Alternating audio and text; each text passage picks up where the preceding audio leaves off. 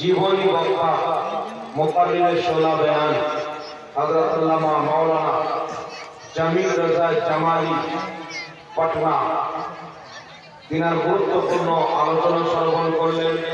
আল্লাহ তাবারাক ওয়া তাআলার ঘরে অনেক দান করলেন এবং খুব সুন্দর আলোচনা হচ্ছিল, নবী পাকের নামও হচ্ছিল এবং মসজিদের জন্য কালেকশনও হচ্ছিল।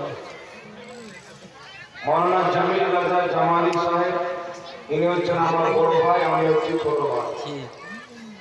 দুইজনেরই এক অপরের দুইজন ভালোবাসার মানুষ।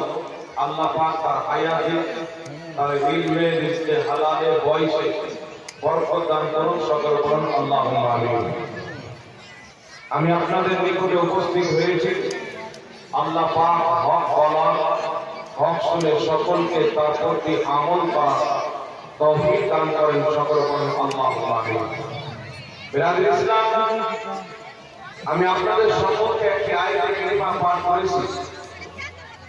আল্লাহ তাবারাক ওয়া তাআলা পবিত্র কোরআনুল কারীমের মধ্যে ৬,৬৬৬ খানা আয়াত